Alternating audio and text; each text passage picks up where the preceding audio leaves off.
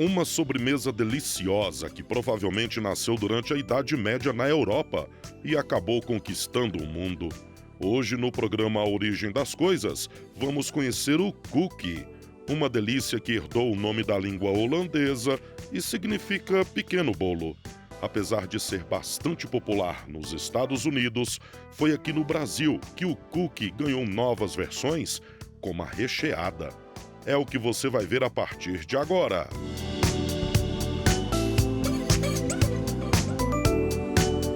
Meu nome é Frederico Fernandes, minha idade é 35, tenho 35 anos.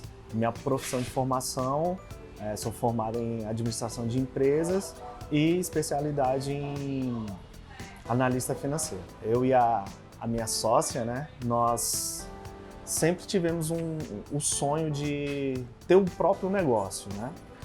Então a gente começou ali a guardar um pouquinho as finanças e vimos o ramo, esse nicho de alimentação, né? E aí a gente foi filtrando mais e chegamos na cafeteria. E daí a gente foi vendo algumas marcas, conversando com alguns empresários que já eram do ramo, né? E estudando franquias também e chegamos aqui na Duck Bill.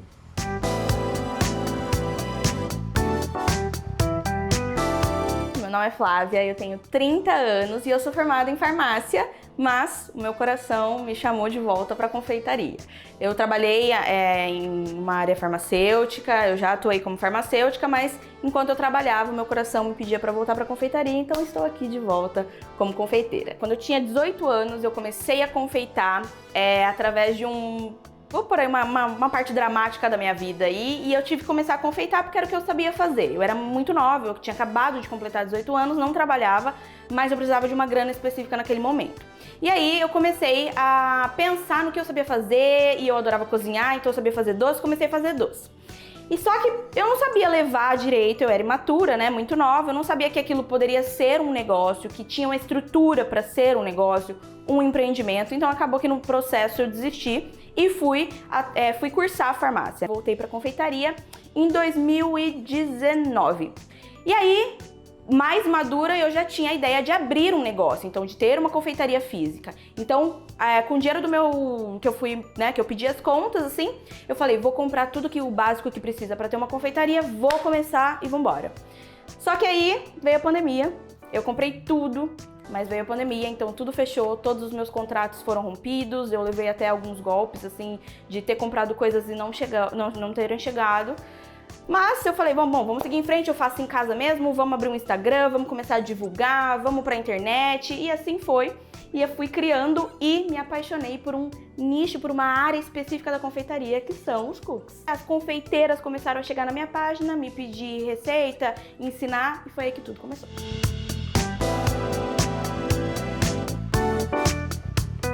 São várias origens, né? Tem a origem britânica, tem a origem americana, até a própria brasileira, né? Mas um pouquinho antigamente, né? Os cozinheiros, antes deles prepararem os bolos, eles tiravam um pouquinho da massa e botavam nos fornos para ver qual é a temperatura ideal para aquele tipo de massa. Então, essa daí foi da parte britânica da história dos cookies, né? Aí tem a americana, que já veio um pouquinho puxando desse mesma logística, né? De preparar os bolos, né?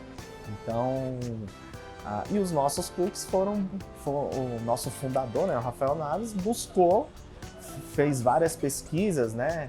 Principalmente na cidade de Nova York, que é o grande centro de café ali, de cookie também, e trouxe pra gente, depois de vários testes, né?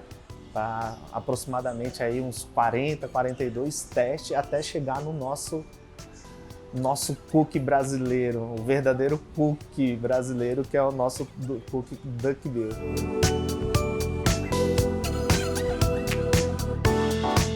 Os cookies, na verdade, eles existem há muito tempo, desde a Idade Média. Só que eles não tinham essa aparência nem esse sabor que a gente conhece hoje. Na verdade, eles foram pelos confeiteiros, pelos padeiros da época que faziam os doces, enfim, essas coisas. Só que quando eles iam amassar uma massa de bolo, antes de fato colocar o bolo para assar, eles tiravam uma pequena porção e assavam para ver se estava bacana a massa, se tinha dado tudo certo, porque não tinha balança, essas coisas, era tudo meio no olho. Então eles assavam um pequeno pedaço dessa massa, provavam para validar, e aí assava todo o resto. E aí eles descobriram que esses pequenos pedacinhos de bolo, ele era no tamanho ideal, no tamanho perfeito para o chá da tarde dos britânicos, né? Então essa primeira fase do cookie nasceu lá na Holanda, na verdade, e depois por toda a Europa foi disseminando essa questão desse bolinho pequeno, e aí cookie é bolinho pequeno em holandês. Com a parte ali da colonização inglesa foi chegando nos Estados Unidos e a receita foi chegando, até que caiu nas mãos de uma mulher que se chama Ruth Wakefield, que na década de 30 tinha um restaurante super conceituado e ela testava muito, ela era uma entusiasta muito afinco assim de gastronomia. E aí ela pegava essas pequenas porções que já tinha se popularizado e ela queria adicionar chocolate. E ela achou que o chocolate fosse derreter no forno. Então ela falou assim, eu vou colocar os chocolates, coloco pra assar, vai derreter, vai ficar um cookie de chocolate. Só que o chocolate não derreteu. Quando ela tirou do forno, ele ficou tudo em cima, em pequenas gotinhas. E aí quando ela provou, ela falou, isso daqui é perfeito. E aí, eles, né, com o sotaque deles, tudo, eles foram trazendo pra cookie, né? Então era cookie. E aí a Nestlé descobriu isso porque as barras de chocolate que ela usava na receita, as vendas subiram 500%. E a Nestlé falou, meu Deus, o que tá acontecendo? E aí eles descobriram que foi ela que estava desenvolvendo essa receita e todo mundo queria a receita e ela vendia muito. E eles patentearam, eles compraram a receita da Ruth, patentearam, então todo o verso dos chips, dos chocolate chips, assim, que são essas gotinhas, vinha a receita da Ruth. E aí ela patenteou como chocolate chips e a Nestlé bombou aí com esses chips de chocolate.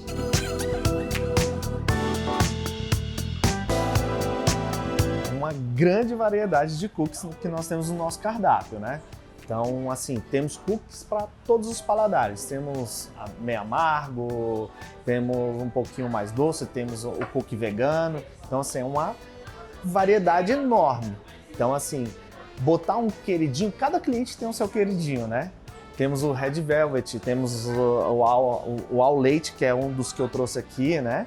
Que é o nosso queridinho também, um deles. Temos o Double Dark, temos o de laranja, de limão. E também, para fazer uma combinação perfeita, eu trouxe aqui para vocês verem o nosso Latte Macchiato, né?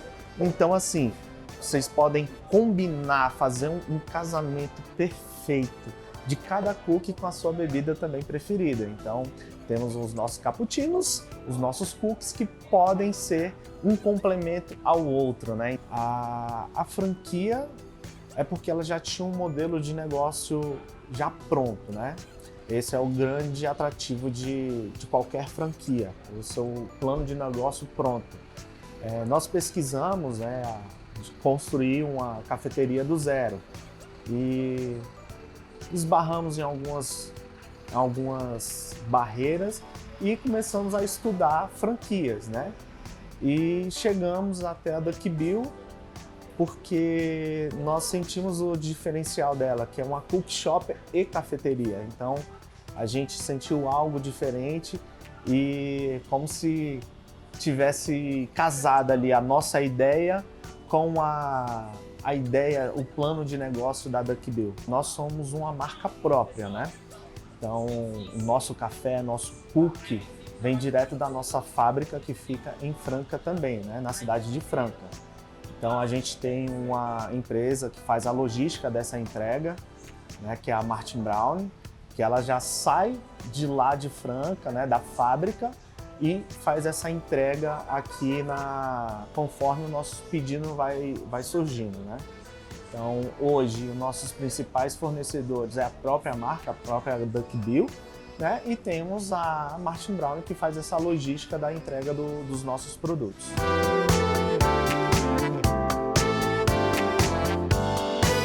cookie, de fato, a primeira base do cookie nasceu na Idade Média, mas ele foi se popularizar como a gente conhece hoje, com gotinhas de chocolate, na década de 30, pela Ruth Wakefield. No Brasil, ele vem pra cá depois do boom da internet. E o cookie é muito recente, na verdade, né? O que a gente conhece de cookie no Brasil é aquele cookie do Subway, né, que eles são os clássicos que vendiam esses cookies mais americanos, e os cookies da Bauducco ou dessas outras marcas que vêm em embalagens assim no mercado. E aí quando a internet começa de fato o boom e a gente tem acesso a todo tipo de informação de qualquer lugar do mundo, a gente começa a descobrir costumes de confeitaria francesa, de confeitaria americana, e lá nos Estados Unidos o cookie é muito forte. Talvez seja o brigadeiro deles, assim como é para nós. Então nós aqui, o nosso brigadeiro é tudo, tem que ter em todas as festas, tem que ter brigadeiro. Para eles é o cookie.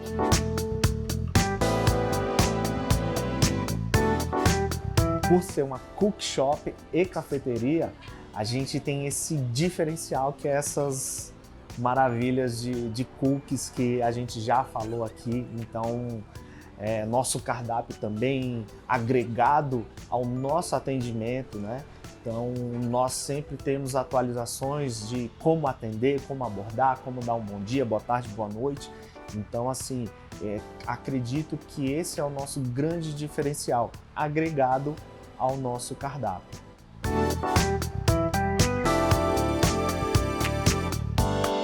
Quando chega no Brasil, o brasileiro, uma nação maravilhosa, pega e faz ele recheado.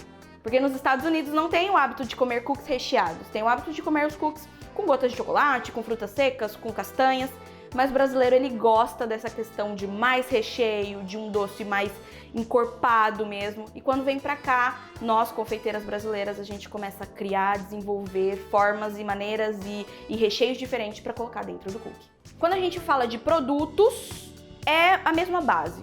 Mas eles têm um tipo de manteiga diferente na Europa, né? Então eles têm um teor de gordura um pouco mais alto, ou nos Estados Unidos que é uma gordura um pouco mais baixa, enfim, tem essa diferença, mas a base é completamente a mesma. O que muda de uma para outra é proporção. O que a gente tem que entender de um cookie recheado para um cookie sem recheio é que a gente muda proporção de ingredientes.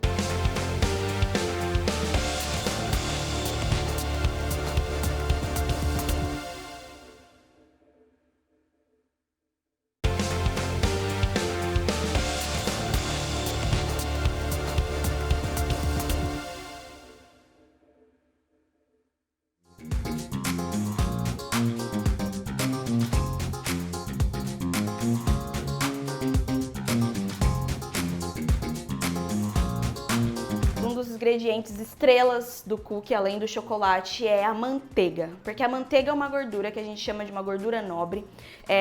Quando a gente coloca ela em comparação com outras gorduras, do tipo óleo ou banha, ela é uma gordura tipo nobre. Porque ela é uma gordura que o ponto de derretimento dela chega a 36 graus, que é justamente a temperatura corpórea. Então, quando a gente come a manteiga, ela derrete na boca. Depois a gente tem os açúcares, que aqui é fundamental que a gente use açúcar refinado e açúcar mascavo. Porque o açúcar refinado, ele traz crocância e dulçor, enquanto que o açúcar mascavo vai trazer maciez e intensidade de sabor. É isso que traz aquela questão intensa quando a gente come um cookie e fala, meu Deus, que sabor diferente é esse? É responsabilidade do açúcar mascavo. O ovo, que é rico em proteína da famosa liga, que a gente fala na confeitaria, para crescer e o cookie não virar uma sopa e ficar no formatinho bonitinho. Depois a gente entra com a farinha, que é um agente de estrutura, que vai dar a firmeza, né? E os outros ingredientes básicos, que são chocolate chips, que são essas gotinhas de chocolate, que podem ser amargo, pode ser meio amargo, pode ser ao leite, branca. A gente pode usar junto com o chocolate frutas secas, nuts, a gente pode usar, enfim, uma gama enorme de produtos para saborizar esse cookie. E aí a gente tem um ingrediente fermentador, que é o bicarbonato de sódio, que ele tem o que a gente chama, ele é responsável pelo que a gente chama de reação ácido-base. Ele é um ingrediente que tem pH básico, ou seja, alcalino. O açúcar mascavo é um ingrediente de características de pH ácido. Quando os dois se encontram na massa, acontece a reação ácido-base. E essa reação é responsável por formar bolhas e expandir o cookie. E é por isso que a gente tem essa característica de expansão dele e ele todo furadinho dentro. Isso aqui a gente chama de flor de sal, que é um cristalzinho de sal que se forma ali, são os primeiros sais que se formam ali, e a gente joga por cima, que é para dar um contraste, né? O sal ele tem a responsabilidade de acentuar o sabor, todos esses sabores aqui. E aqui a gente tem a essência de baunilha, que é um ingrediente opcional, que não é um ingrediente que esteve na receita original, mas com essa alteração, com novos conhecimentos, com novos produtos que são lançados pela indústria, enfim, a gente acaba fazendo esses testes. Então, essência ou pasta ou a fava de baunilha é um ingrediente opcional, mas que funciona muito bem na massa.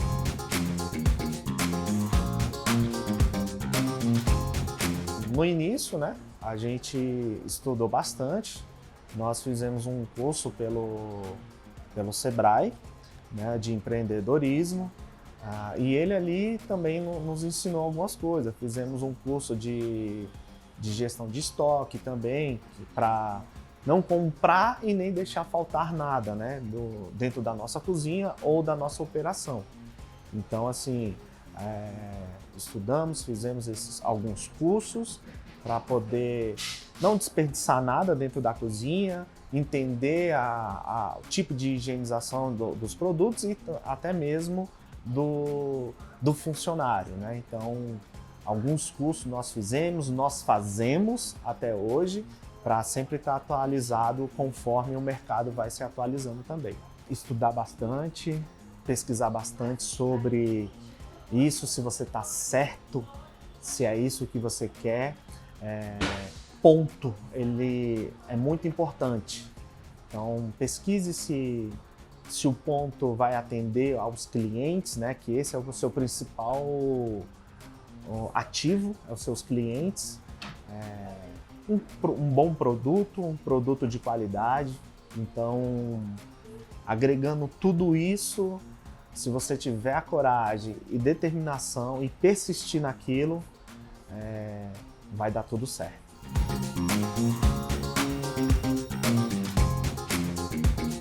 Na verdade, existe um padrão de ingredientes e proporções, mas a confeiteira ela fica muito livre para fazer os testes e criar. O que eu vejo de maior erro assim é a gente querer adicionar muita farinha na massa, né? Esse é o principal erro das confeiteiras. Adicionar muita farinha na massa, porque o cookie, como ele é um produto que vai pouco tempo no forno, entre 10 e 12 minutos, se a gente coloca muita farinha, não dá tempo de cozinhar essa farinha. Diferente de um bolo, que fica 45 minutos no forno. Então, a farinha cozinha, ela perde o sabor residual dela e tranquilo. O cookie, por ficar 10 minutos, você tira ele e se tem muita farinha, ele fica com gosto residual de farinha. O cookie principal, a paixão do brasileiro, eu acho que todo mundo já sabe, que é um cookie recheado com Nutella. Então, esse é a paixão do brasileiro. A Nutella, ela tá em muitos produtos da confeitaria. O brasileiro gosta mesmo, tá? E nos cookies a mesma coisa. O cookie recheado, inclusive foi o que eu assei aqui pra gente hoje, pra gente conhecer esse produto.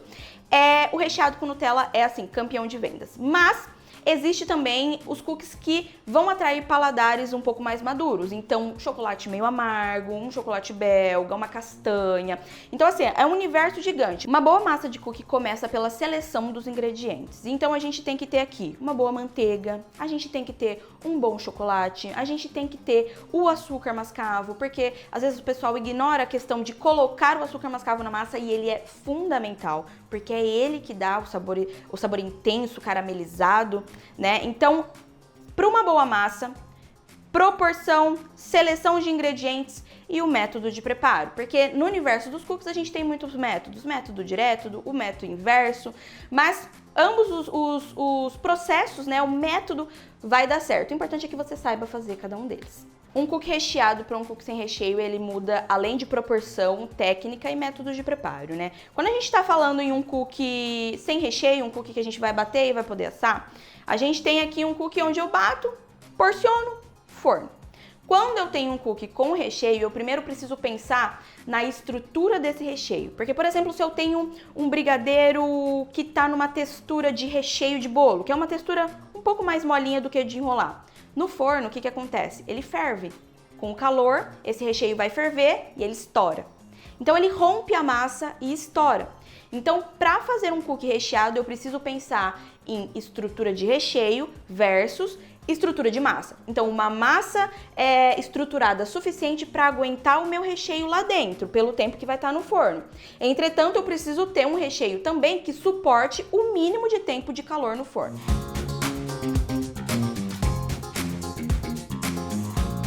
Acredito que a maior dificuldade hoje da cafeteria é sempre manter a estrutura, né? Dar o reparo certo, né? E como alguns fornecedores também trazer essa parceria. Então, às vezes ali demora para ter de fato uma parceria com um fornecedor ou outro, né? Ter essas taxas também que vão aumentando. Isso talvez seria hoje o nosso principal dificuldade, mas claro, buscando dar a volta por cima, buscando novidades, a gente vai conseguindo sanar essas dificuldades. O nosso lema na loja é melhoria contínua, né? Então, assim, a gente busca sempre estar melhorando a estrutura, dando mais conforto para os nossos clientes, né? Para os nossos fornecedores também, tendo uma comunicação melhor no dia a dia. Então, ouvir o que o cliente tem a falar, né?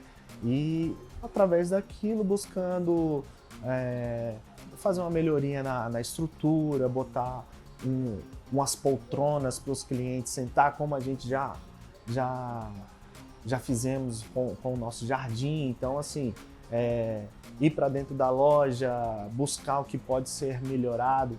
Então, botar como eu já falei, um sofá mais aconchegante para trazer o cliente para a gente, para ele vir aqui se sentir abraçado ao sentar numa cadeira, no sofá.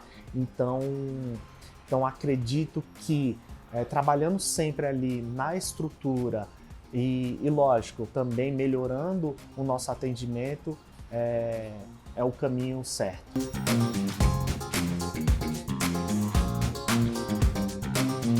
Eu sou suspeita para falar porque eu adoro cookies, recheados ou não, eu adoro. E estima-se que mais de 2 bilhões de cookies são consumidos só nos Estados Unidos, e a tendência é que no Brasil a história se repita porque eles são maravilhosos. Então agora vamos conferir uma receita de cookie.